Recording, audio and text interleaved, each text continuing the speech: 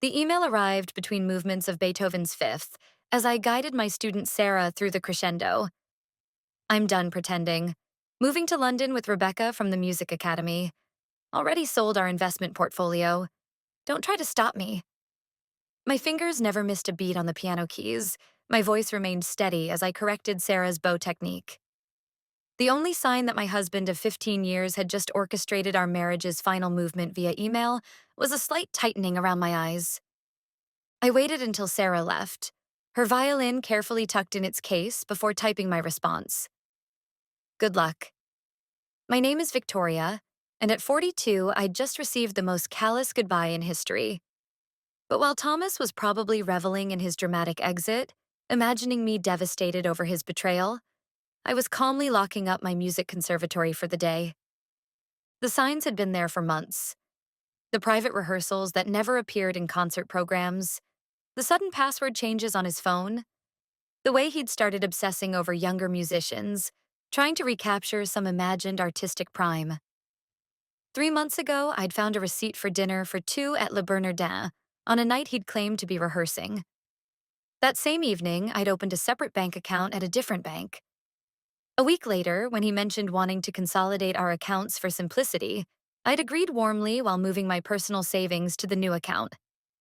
The joint account he'd just emptied contained exactly enough to keep him from getting suspicious, about 2 months' worth of regular deposits. The rest was safely tucked away, along with detailed records of every suspicious transaction he'd made over the past year. My phone buzzed again. Don't bother begging. Rebecca and I leave tomorrow. The London Symphony Orchestra wants us both. I'll send for my Stradivarius later. Rebecca, the new piano prodigy at our academy. I'd watched her during rehearsals, noticed how she'd lean too close to Thomas during duets, how her hands would linger on his sheet music. She was young enough to be his student, naive enough to think she was special. I didn't respond to his email. Instead, I called my lawyer, the one I'd consulted 2 months ago when I'd found the hotel charges from music festivals he hadn't performed at. It's time, I said simply. He just made his move. The papers are ready, she replied. I'll file them first thing tomorrow. Do you want me to have him served in London? No rush. Let him think he's won first. Another email from Thomas. I know this must be hard for you. You're not getting any younger after all. At least you have your little music school to keep you busy. My little music school. The prestigious conservatory I'd built from scratch. The one that generated more income than his concertmaster position. The one whose profits I'd carefully kept separate from our joint finances. I smiled, thinking of the certified letters that would greet him in London. I spent that evening in our house. My house, since I'd inherited it from my mentor and kept it in my name despite Thomas's repeated suggestions to add him to the deed. Another instinct that had paid off. While organizing the paperwork my lawyer would need, I found our wedding album. Thomas looked so different then, before his midlife crisis had turned him into a caricature of his former self. These days, he wore suits too young for his age, tried too hard to connect with the conservatory students, used contemporary music terms that sounded ridiculous coming from a man of 47. My phone kept buzzing with emails from him, each one more condescending than the last. I've been planning this for months. Rebecca understands my artistic vision in ways you never could. You'll be fine. Maybe you'll find someone who appreciates your traditional teaching methods. Already told the orchestra board. They agree we grew apart. It's nobody's fault, really. I screenshotted each message, adding them to my evidence folder. Let him dig his hole deeper.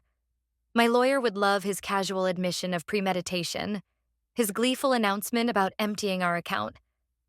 The last email caught my attention. BTW. Use the joint card to book our flights and hotel. Consider it my farewell concert. LOL. Perfect.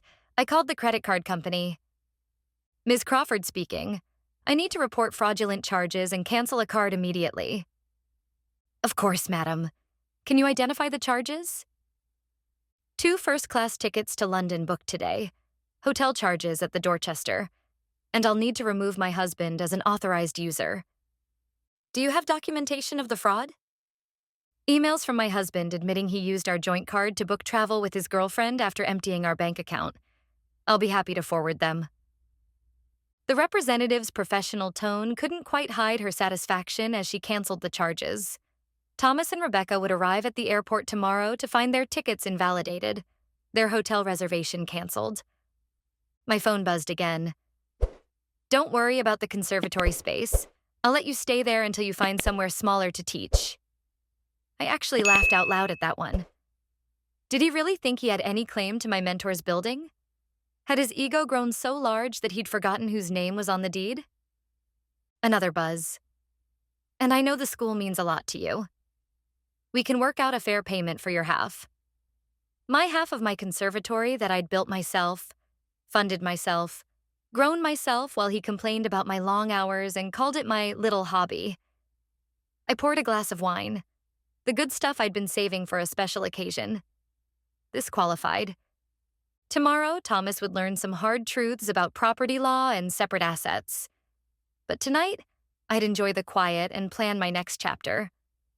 Perhaps it was time to expand the jazz program he'd always dismissed as beneath our standards.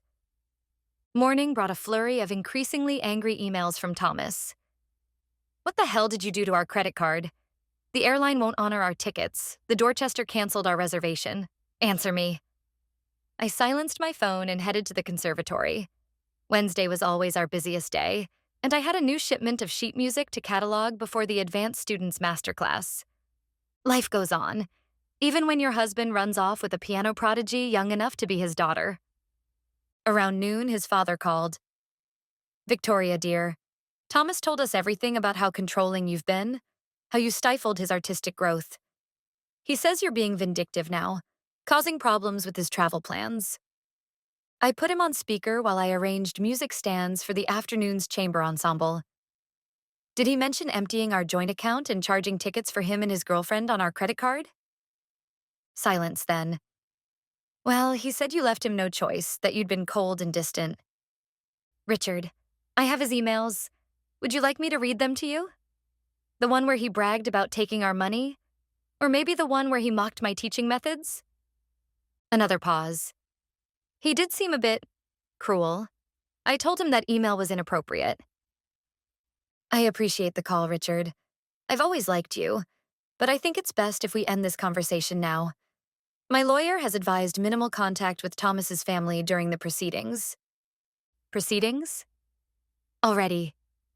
Goodbye, Richard. By late afternoon, Thomas's sister Amanda was spreading gossip through the music community. Apparently, Thomas and Rebecca were stuck at a budget hotel near Heathrow, their London symphony dreams temporarily derailed. He'd tried using his personal credit cards, but those had been maxed out for months. Another red flag I'd noticed. My lawyer called with an update. The emergency hearing is scheduled for Monday. Given his admission of emptying the joint account and the documented credit card fraud, we're in a strong position to freeze all remaining assets. Has he been served yet? Not yet, but he'll get the papers at his new hotel address. Speaking of which, his girlfriend's social media is providing excellent evidence. She's been posting about their artistic escape all day, including some choice comments about your outdated approach to music. The emergency hearing was everything I could have hoped for. Thomas showed up in his new performance attire, a suit better suited to a young jazz pianist than a classical musician of his standing, his prized metronome clutched like a shield. Rebecca waited outside, her youth painfully obvious under the harsh courthouse lighting, her designer concert dress out of place in the sterile hallway. My lawyer presented our evidence methodically. Thomas's gleeful email about emptying our account, his credit card fraud, his documented history of hidden expenses, each piece carefully collected over months of quiet observation. Your Honor, Thomas's hastily hired lawyer attempted. My client admits to some rash decisions, but Mrs. Crawford's actions have been vindictive and calculating. Calculating? My lawyer countered. You mean prudent. My client protected her separate assets and maintained detailed records of her husband's suspicious behavior. That's not vindictive. That's smart business. The judge reviewed my documentation, the separate property deed to the building, the conservatory's incorporation papers in my name only. the careful separation of business and personal finances that Thomas had always mocked as obsessive and unartistic. Mr. Crawford, the judge addressed Thomas directly. You admitted via email to deliberately emptying a joint account and using shared credit cards to fund a trip with your... He paused, glancing at his notes. Artistic collaborator. Do you deny this? Thomas shifted uncomfortably on the witness stand, his performance posture slipping. I was just trying to make a clean break. By committing financial fraud, the judge raised an eyebrow. And now you're claiming rights to property that documentation shows is clearly separate from marital assets. The conservatory grew during our marriage.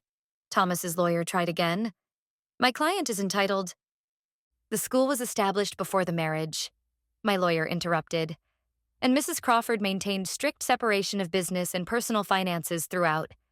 We have documentation of every penny invested and earned. I watched Thomas's face as reality started sinking in. He thought this would be easy. Empty our accounts, run off with his young pianist, maybe claim half my conservatory in the divorce. He'd never bothered to understand my insistence on keeping things separate, had mocked my careful bookkeeping as lacking in artistic spirit. The court finds sufficient evidence of financial misconduct, the judge announced. All shared assets are frozen pending final dissolution. Mr. Crawford is ordered to return any funds removed from joint accounts within 24 hours. But that money's gone, Thomas protested. We spent it on... Then I suggest you find a way to replace it. The judge cut him off. And Mr. Crawford, the court takes a very dim view of using shared credit cards to fund adventures with paramours. Outside the courthouse, I heard Rebecca asking Thomas about their London plans. Her voice held the first notes of doubt I'd heard since this began. His response was lost in the sound of students arriving for afternoon lessons, their instrument cases a reminder of the life I'd built that would continue without him. 3 months later, the conservatory thrived in unexpected ways. Without Thomas's insistence on classical purism, I'd launched the jazz program I'd always dreamed of. Enrollment had doubled, with students excited by the fusion of classical training and contemporary expression. The irony wasn't lost on me. While Thomas struggled to restart his career, the school he'd dismissed was reaching new heights. News of Thomas's situation trickled back through the music community. The London Symphony Orchestra position had evaporated once they learned of his situation. His reputation, once his pride, had become tarnished by gossip about his behavior. Young musicians, hearing about his history through conservatory circles, kept their distance. Rebecca had apparently warned her friends about him, sharing screenshots of his desperate attempts to control her career after their funds ran dry. He tried claiming age discrimination, Amanda told me during an unexpected visit to the conservatory. Said they were punishing him for dating someone younger. The board just added that complaint to his growing file. I was surprised to see his sister in my office, but her presence spoke volumes about how thoroughly Thomas had alienated his own family.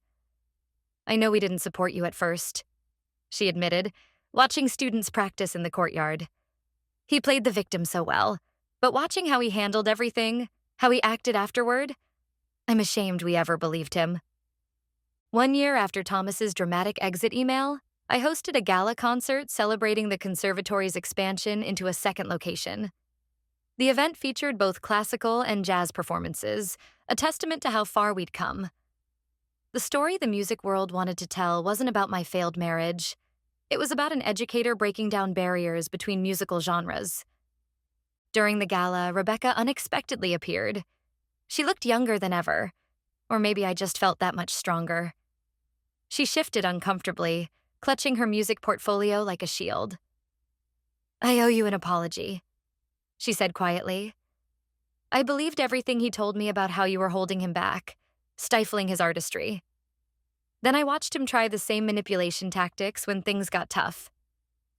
I continued adjusting the stage lighting for the next performance. Those weren't artistic dreams, Rebecca. They were escapes. There's a difference.